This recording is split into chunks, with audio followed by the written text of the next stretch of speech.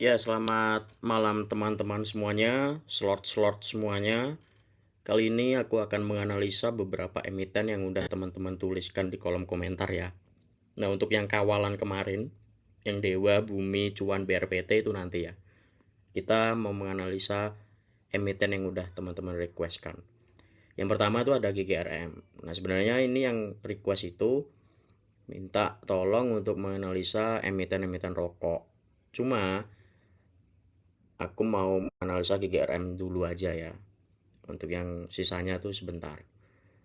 Nah, sekarang ini kita akan menganalisa GGRM, lalu ada juga yang request Arto sama BBYB.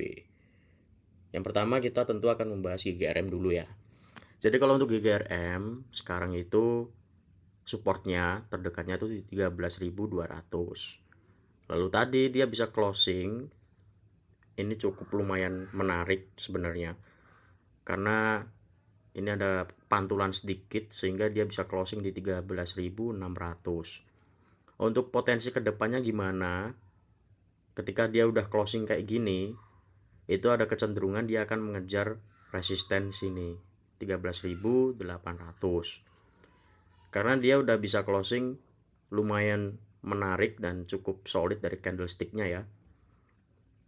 Dia bisa bertahan di sini closingnya. Ini cukup menarik tentunya. Dan potensi dia akan mengejar sini 13.800. Nah, nanti baru kita tunggu konfirmasinya dia bisa tembus sini apa enggak, lalu mengklaim area di atasnya apa enggak bisa. Ketika teman-teman mau memutuskan untuk entry, ya alangkah baiknya teman-teman menunggu konfirmasi dia bisa closing di area sini, di atas sini 13.800. Ini dia besok kecenderungannya akan mencoba untuk ngetes ini lagi untuk mengklaim area 13.800. Ketika dia udah bisa terkonfirmasi untuk nge-breakout sini lalu closing di atasnya 13.800, maka itu bisa dijadikan untuk pantauan. Nah, jadi untuk saat ini mending wait and see dulu. Menunggu dia konfirmasi bisa closing di atasnya sini. Karena kecenderungannya kalau misalnya dia bisa mengarah ke sini tapi nggak bisa breakout, ya dia akan berkutat lagi di area sini lagi. Jadi dia mau jebol sini nggak kuat, dia mantul ke bawah lagi lalu sideways atau berkutat di situ lagi.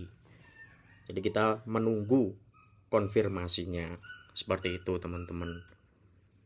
Untuk area pentingnya resistennya ya 13.800, supportnya di 13.200,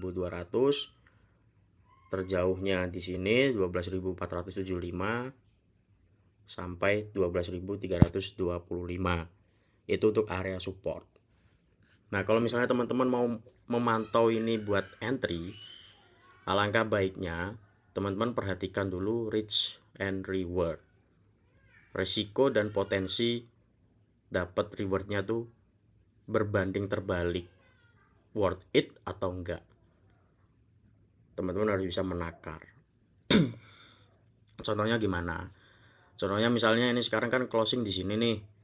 Terus besok mengejar sini 13.800 potensinya ya. Saya juga bukan orang yang selalu benar, bisa aja salah. Potensinya ketika dia mengejar sini tapi nggak kuat, dia kan bisa mantul ke bawah. Nanti ketika dia di sini bisa breakout tapi pas closing nggak bisa mempertahankan area sini lalu breakdown ke bawah, ya itu berarti risiko teman-teman ketika memutuskan untuk masuk di sini. Jadi intinya pantauannya itu ketika udah closing, jadi besok pas closing itu langkah konservatifnya ya.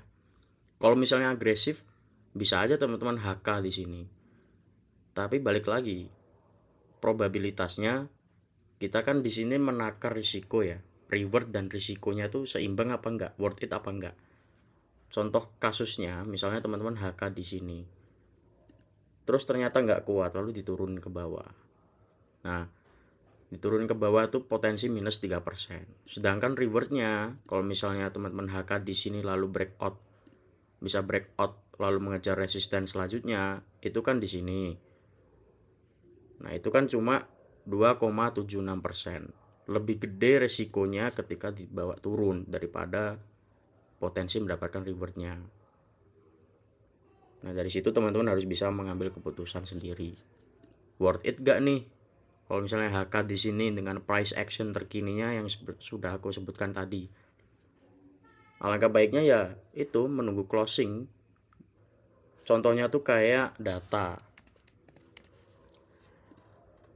Data itu ketika dia di sini, ini candlenya emang cakep sih ini. Sehingga ada potensi reversal dan pembalikan arah, ternyata memang pembalikan arah.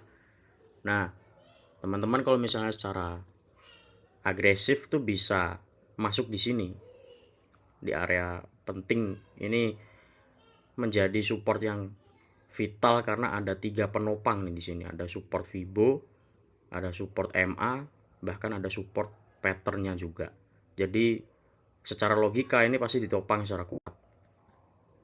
Nah secara konservatif, agresif teman-teman misalnya masuk di area sini. Dan kebetulan memang reversal pembalikan arah. Nah langkah baiknya sebenarnya itu teman-teman ketika entry ketika di sini dia berhasil breakout nih di sini. Terus besoknya bisa closing di sini. Nah, itu teman-teman bisa perhatikan untuk entry. Dalam hal ini untuk GGRM ya seperti itu. Alangkah baiknya teman-teman menunggu dulu. Dia bisa breakout untuk mengklaim area sini apa enggak. Karena ya dari sisi risk and reward seperti yang aku katakan tadi. Menurut teman-teman worth it gak tuh kalau misalnya masih abu-abu masuk langsung di sini. Iya kalau dia kuat. Kita nggak tahu ada sentimen apapun itu nanti. Itu untuk GGRM ya. Selanjutnya BBYB sama Arto. Ini BBYB. Ini pernah aku lukis gagal nge-breakout dan jebol, tapi habis itu naik. Ya udahlah. Nah ini untuk BBYB price action terkini ini sebenarnya cukup gak menarik ya masihan ya.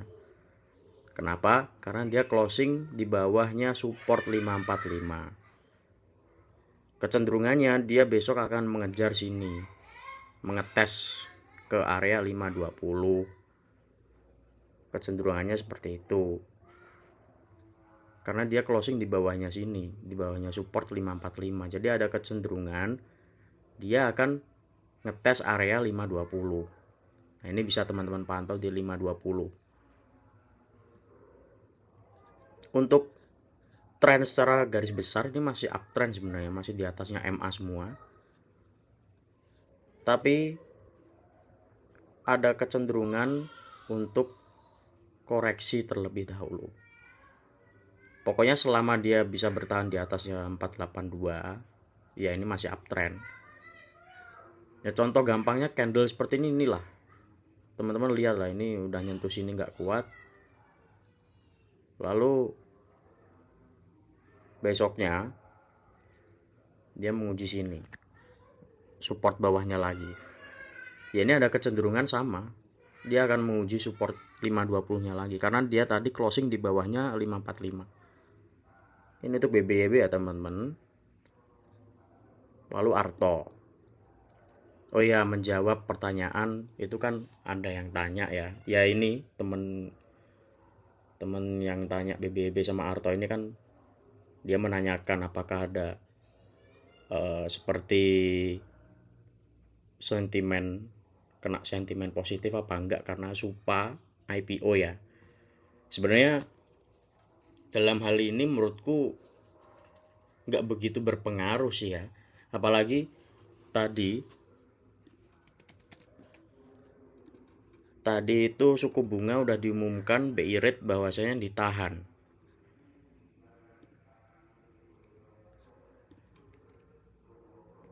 BI rate aja lah. Sebentar ya. BI rate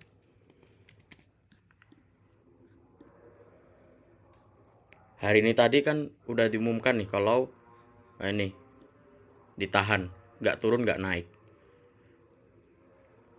Ya, nggak turun nggak naik.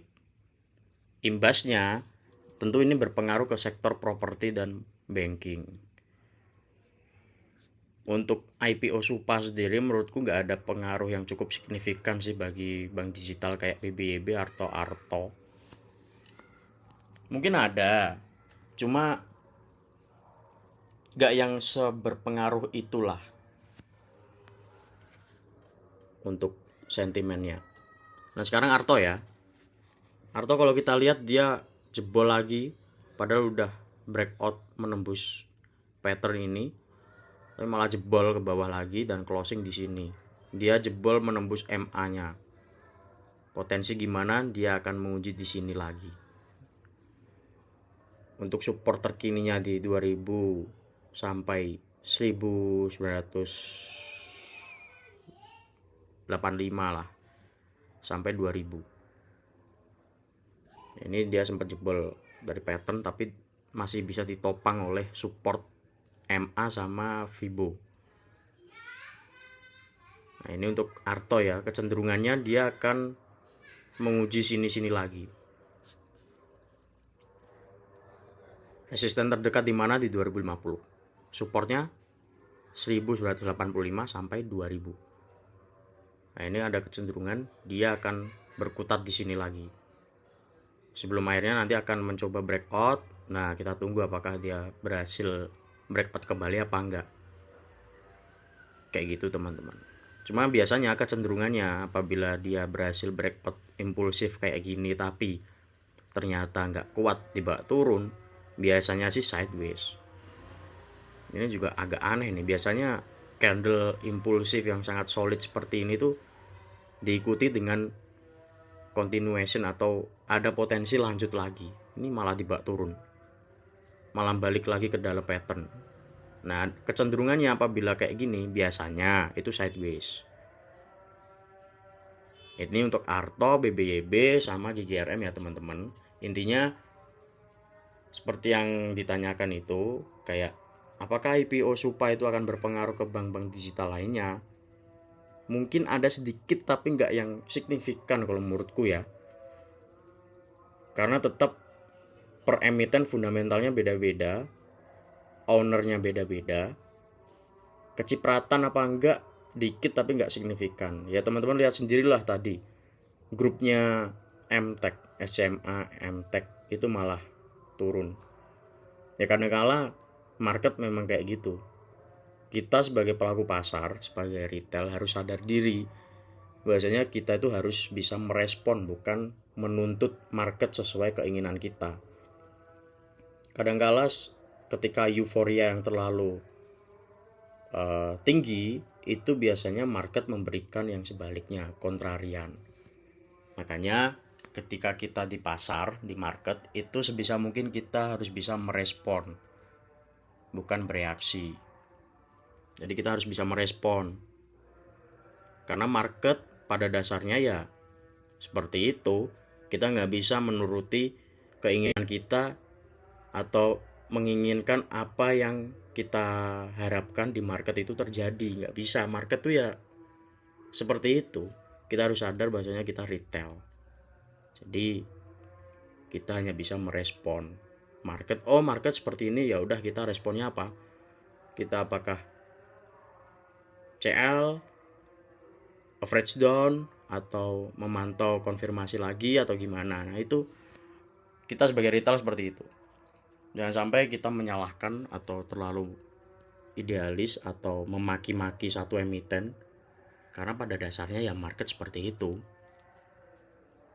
Gitu teman-teman ya. Jadi untuk sentimen atau berita itu bisa lah kita gunakan sebagai satu referensi pertimbangan untuk analisa. Tapi jangan sampai kita terlalu euforia sehingga ketika ekspektasi kita nggak sesuai, kita menyalahkan market, menyalahkan emiten. Ya tugas kita sebagai retail sebagai retail kan seperti itu, bereaksi, merespon market. Kita harus bagaimana? Gitu ya teman-teman. Terima kasih, mohon maaf apabila ada kurangnya. Terima kasih untuk waktunya. Salam cuan slots.